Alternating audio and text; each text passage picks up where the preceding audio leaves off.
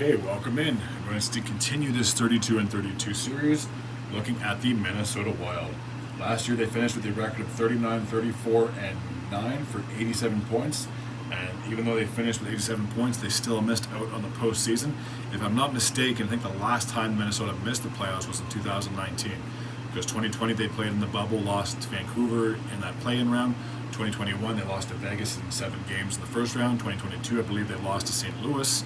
And then last year in 2023 they lost to the Dallas Stars. So yeah, for the first time in like 5 years there wasn't any postseason action in the state of many lakes. So I'll go through the roster like I have done with the last several teams, and we'll take a look and see who is still available free agent wise. So starting with Adam Beckham, we'll take a gander to see if his name is still on this list, and it is not. So there's a very good chance that he has re-signed with the team, because I guarantee if he hadn't signed, he would be an RFA.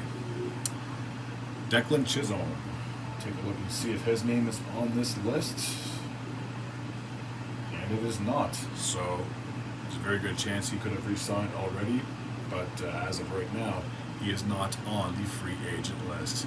Mason Shaw, here we go.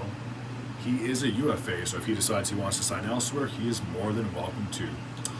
Alex Goligoski, he is a UFA, and someone like him, I could see possibly hanging up the skates. Maybe he wants to play for another year or two. I know it's hard for guys to give up what they've been doing their entire lives, but when you get to be 38, 39 years old playing hockey, let's put it this way, it's a fast game, and if you can't keep up, there's no guarantees that you'll still have a job.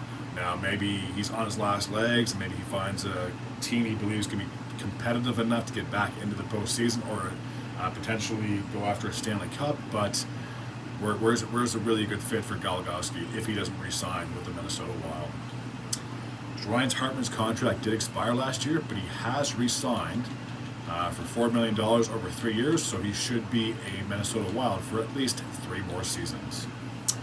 Dakota Mermis, take a gander to see if he is on the list of free agents who have yet to re-sign.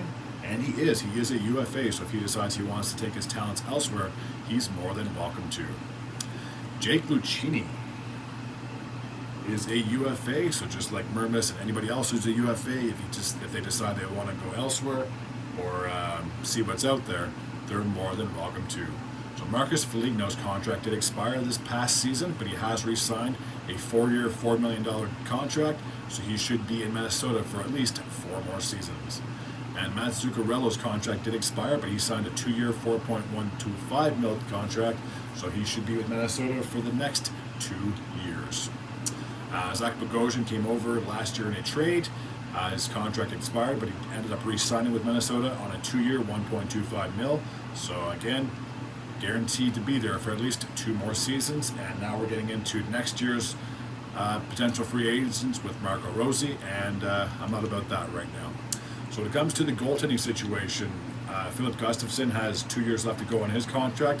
I'm pretty sure Marc-Andre Fleury signed for 1 more year, because he did indicate that he wanted to play at least 1 more season of hockey, and he's already made Minnesota his home essentially after being there for 2 full seasons and parts of the 2022 campaign. So I can easily see him staying there if he hasn't already signed. All right, that takes care of Minnesota's recap as this 32 and 32 series continues. As always, if you're new to this channel and you like this type of content, feel free to hit the sub button. I'd be very grateful and very appreciative as well. Until next time, and as always, take care.